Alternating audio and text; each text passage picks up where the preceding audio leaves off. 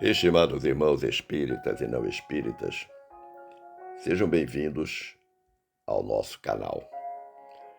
Inscreva-se, compartilhe, avalie. Abraço a todos os irmãos da Aliança Espírita Irma de Castro, a nossa Meimei Gravatá, com renovada alegria, e desde já lhes convidando a reflexionarmos sobre mais um tema da nossa amada doutrina dos Espíritos. Conversaremos hoje sobre prodígio dos falsos profetas. E a esse propósito, manda-lhes dizer a benfeitora Glorinha: o vazio existencial de muitos fazem-nos acreditar nos falsos profetas. Esvaziados de um sentido da vida, acreditam em muitas aleivosias com as quais pretendem suprir suas lacunas de fé e realização pessoal. Associe-se a isso o desconhecimento da missão de Jesus e do seu evangelho de amor e libertação. Então a benfeitora nos apresenta as duas grandes razões pelas quais acabamos acreditando nos falsos profetas. Como de praxe, buscamos uma base evangélica e encontramos-la em Mateus 24, capítulo 24, versículos 23 e 24, em que o evangelista narra uma fala de Jesus que está no sermão profético. Jesus diz assim: se então alguém disser, vejam, aqui está o Cristo, ou ali está ele, não acreditem,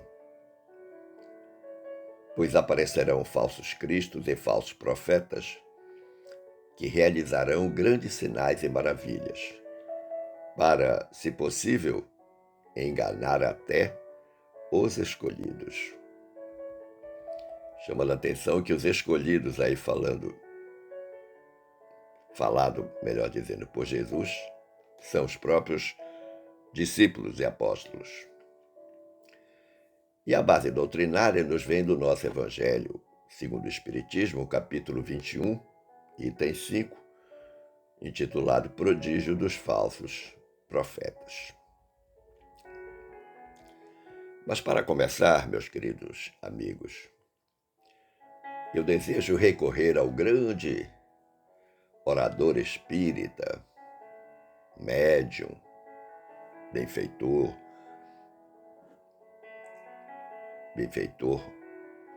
material e espiritual de uma grande comunidade no Rio de Janeiro, escritor espírita, Raul Teixeira. No dia 27 de junho de 2010, fazendo uma palestra espírita, em determinado momento, Raul Teixeira disse assim: aprendemos desde sempre que entre a criatura humana e Deus só existe uma ponte, que é Jesus. Eu sou o caminho, caminho da verdade, caminho da vida. Ninguém chegará ao Pai se não for por mim. Esta é uma frase de Jesus. Mas o Raul prosseguiu dizendo: mas as criaturas que não têm muita intimidade com as lições de Jesus preferem dar ouvidos a quem esteja mais próximo. O religioso desaforado, mistificador, falso profeta. Olha que interessante. Ele aponta uma razão muito semelhante àquela que apontou a benfeitora, que é a falta de intimidade com as lições de Jesus. Porque quem não tem essa intimidade com as lições de Jesus, muito provavelmente cairá nas ciladas dos falsos profetas. O nosso querido Divaldo Franco, também em determinado momento, em uma live da Mansão do Caminho, apontou-nos uma razão importante para essa crença nos falsos profetas, quando ele disse: o homem perdeu o endereço de Deus, porque perdeu o endereço de si mesmo. O tal do sentido da vida. Também a benfeitora falou exatamente sobre isso. O ponto de partida da nossa reflexão vem do item 5 do capítulo 21 do nosso Evangelho segundo o Espiritismo. Neste item 5 está escrito da seguinte maneira: levantar-se-ão falsos cristos e falsos profetas, que farão grandes prodígios e coisas de espantar, a ponto de seduzirem os próprios escolhidos. Estas palavras, que foram ditas por Jesus, dão o verdadeiro sentido do termo prodígio. Na acepção teológica, os prodígios e os milagres são fenômenos excepcionais, fora das leis da natureza. Sendo estas leis da natureza exclusivamente obra de Deus, pode ele, Deus, sem dúvida, derrogá-las, se lhe apraz. Então, somente pode mudar as leis naturais, só quem pode mudar as leis naturais é Deus. O simples bom senso, porém, diz que não é possível, haja ele quem? Deus, dado a seres inferiores e perversos. Quem são esses? Os falsos profetas. Um poder igual ao seu, nem ainda menos o direito de desfazer o que ele tenha feito.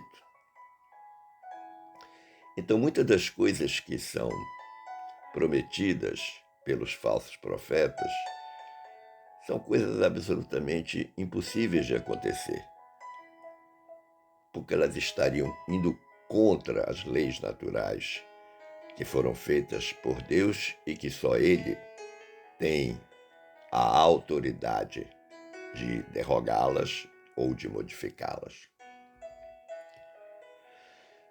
Mas é fato que nós não devemos nos deixar enganar.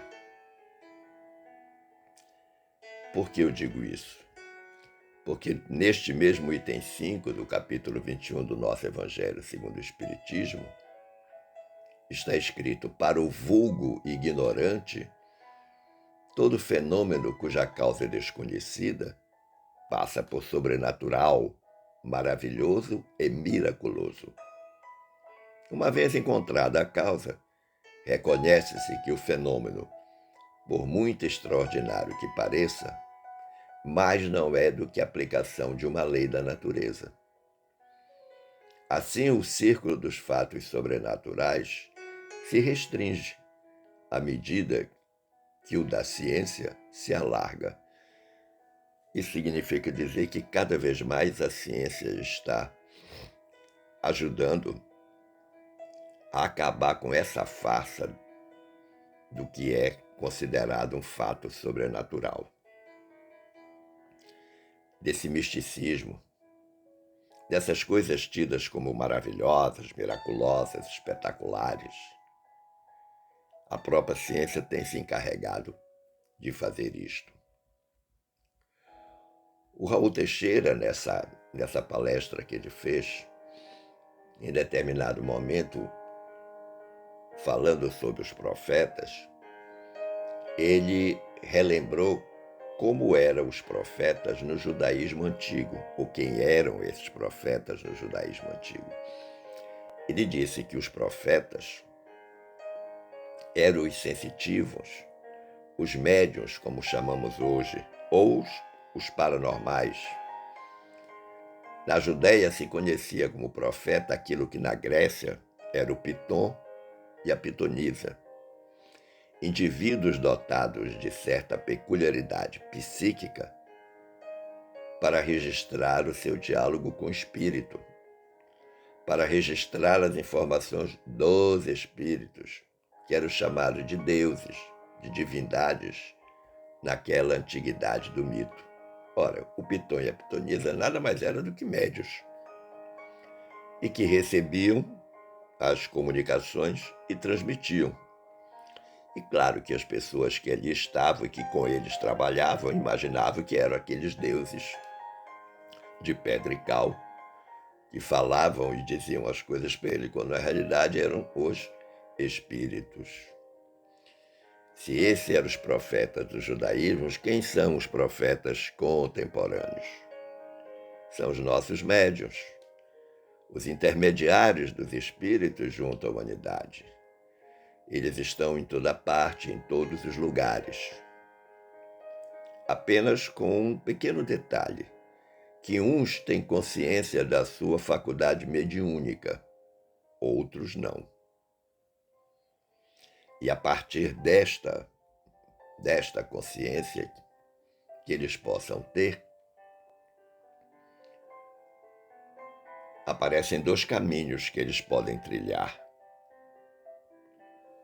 No caminho do bem, transitam aqueles médios que buscam inicialmente educar a sua mediunidade para servirem ao bem.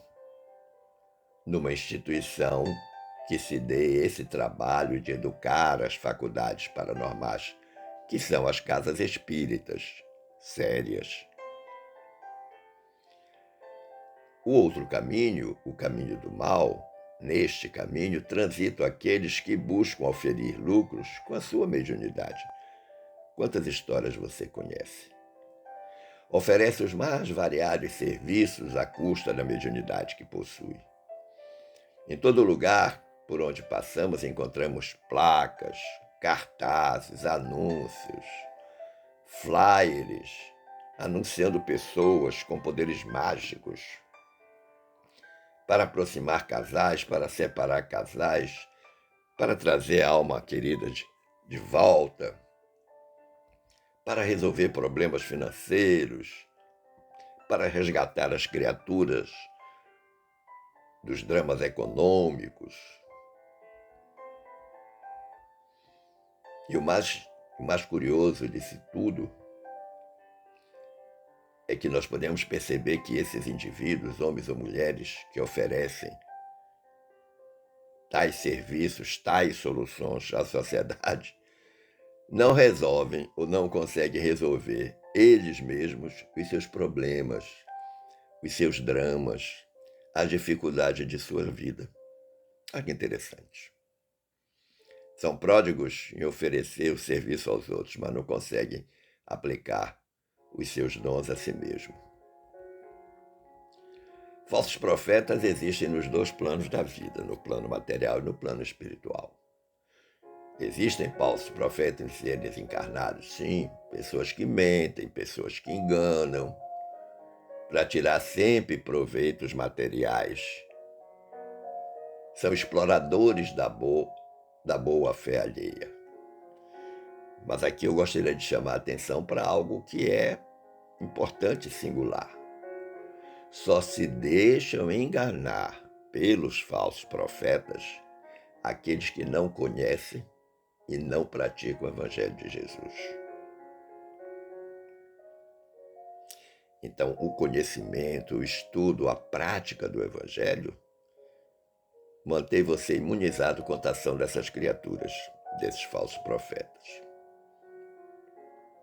Mas são encontrados falsos profetas também no outro lado da vida, na imortalidade, no mundo dos espíritos.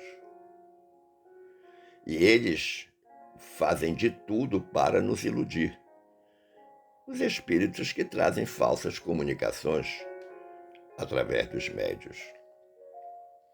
Trazem-nos costumeiramente ideias esdrúxulas, revelações bombásticas, mentirosas, na certeza de que serão cridos ou acreditáveis pelas pessoas ingênuas, pelas mentes incautas. Acredita o médium que está sendo o intermediário, acredita a criatura que está ouvindo o médium. E como o mundo está cheio de pessoas ingênuas, de pessoas incautas, crédulas de uma certa forma, porque não conhecem e não praticam o Evangelho de Jesus, esses falsos profetas do mundo espiritual agem com grande desenvoltura.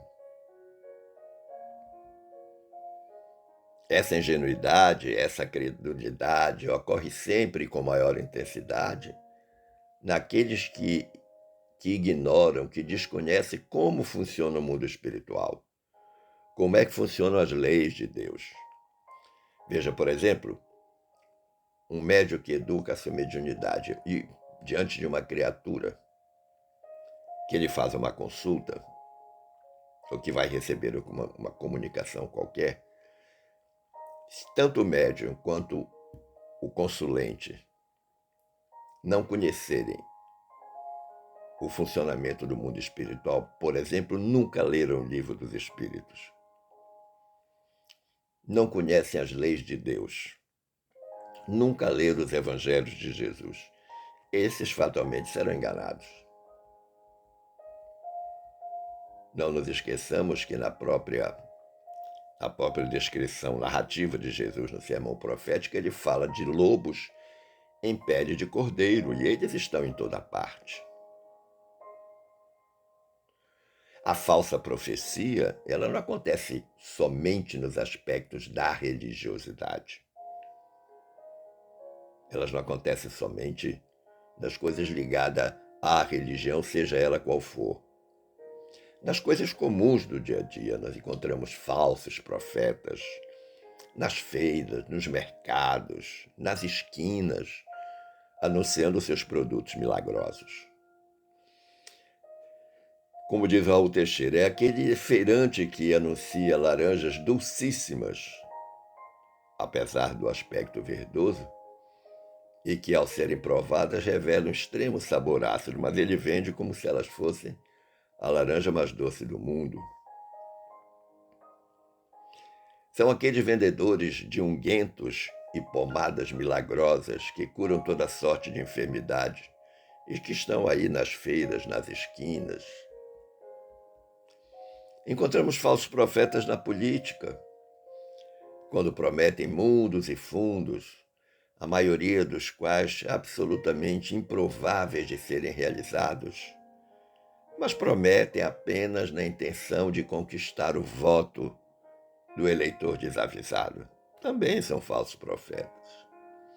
Estão entre os profissionais de saúde que prometem curas milagrosas, efeitos estéticos mirabolantes, e com isso ganham dinheiro de pacientes incautos que, na maioria das vezes, coitados, ganham seu dinheirinho com muito suor e sacrifício. Hoje, na rede social, você é capaz de ver a apresentação de resultados estéticos com a fotografia antes e depois, prometida por médicos, prometida por dentistas. Nos serviços educacionais existem também os falsos profetas, escolas, especialmente de nível superior, que fazem uma propaganda falsa dos seus resultados. E o mote da atração do incauto é normalmente o preço da mensalidade. Dizem que o curso é um espetáculo à parte e com uma mensalidade bem pequenina, e quando a criatura vai lá fazer o curso, descobre que é uma tremenda, como dizem os jovens, uma tremenda furada, é um tremendo buraco sem fundo. Mas você pode estar se perguntando, é possível proteger-se dos falsos cristos, dos falsos profetas? Sim, com certeza. E a doutrina espírita nos oferece ferramentas valiosas para discernir o verdadeiro do falso no campo espiritual. Nós conseguimos encontrar na literatura consultada 4 instrumentos ou ferramentas que podem ser usados por todos nós como forma de proteção aos falsos cristos e falsos profetas. Primeiro deles, o estudo e a educação espiritual. Eu tenho sempre reiterado que o conhecimento é fundamental para aquele que é profitente espírita. E claro, o conhecimento só vem pelo estudo, não é pela simples leitura, é pelo estudo. O conhecimento das leis espirituais, como as que são apresentadas por Allan Kardec nas obras da codificação, é uma importante ferramenta para evitar ser enganado. Estudar o Evangelho segundo o Espiritismo, o Livro dos Espíritos, é fundamental. Nos ajuda a entender melhor os sinais dos tempos, nos ajuda a entender os ensinos verdadeiros de Jesus. A segunda ferramenta que a doutrina espírita nos oferece é a prática do bem.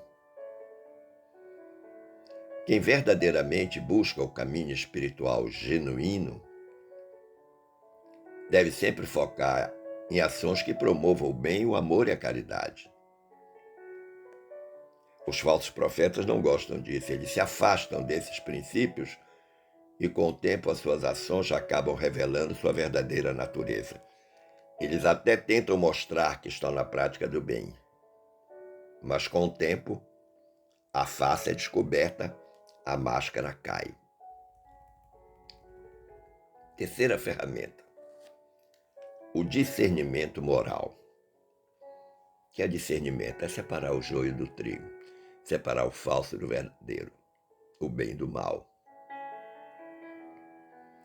Como nos alerta a passagem evangélica, devemos estar atentos aos frutos de cada líder espiritual ou de cada movimento espiritual. Qual é o resultado das ações daquele que está se apresentando como líder? As ações dele promovem a paz, a harmonia, o crescimento espiritual? Ou fomentam a divisão, o medo e a submissão cega? Muitos gostam de fazer a divulgação dos seus, entre aspas, milagres, atemorizando as pessoas. Isso é muito comum. E o quarto instrumento é a oração e a vigilância. Lembremos-nos que Jesus nos ensinou a orar e vigiar. A prece nos coloca em contato com as energias superiores e nos fortalece espiritualmente. Ao mesmo tempo, a vigilância do vigiai nos mantém atentos às armadilhas do orgulho, da vaidade, que muitas vezes são exploradas pelos falsos profetas para seduzir os seus seguidores. Eu acho que todos devem lembrar-se de um suicídio em massa que teve, não sei se na Guiana Francesa ou holandesa, há muitos anos, em que um pastor levou mais de 5.000 pessoas a um suicídio coletivo, com a promessa de que todos chegariam ao reino de Deus. Mas aquelas pessoas, antes de chegarem ao ato extremo do suicídio, foram todas preparadas durante alguns dias nessa ilha lá na Guiana. Conclusivamente, meus amigos, minhas amigas, Eu fui buscar no capítulo 22 da obra Religião dos Espíritos um conselho precioso do benfeitor Emmanuel, a nós trazido pela mediunidade de Francisco Cândido Xavier. Emmanuel nos diz assim: procuremos, pois, o mestre dos mestres como sendo a luz de nosso caminho. E cotejando com as lições dele, avisos e informes, mensagens e advertências que nos sejam endereçados desse ou daquele setor de esclarecimento, aprenderemos, sem sombra de dúvida, que a humildade e o serviço são nossos deveres de cada hora, para que a verdade nos ilumine e para que o amor puro nos regenere, preservando-nos, por fim, contra o assédio de todo mal. Olha que interessante.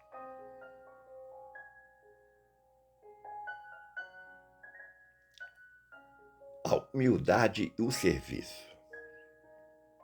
A vontade de aprender, de conhecer, de penetrar fundo o Evangelho de Jesus, de conhecer a fundo os fatos da sua existência, que todos são lições imorredoras da prática do bem, do amor, do perdão, da caridade.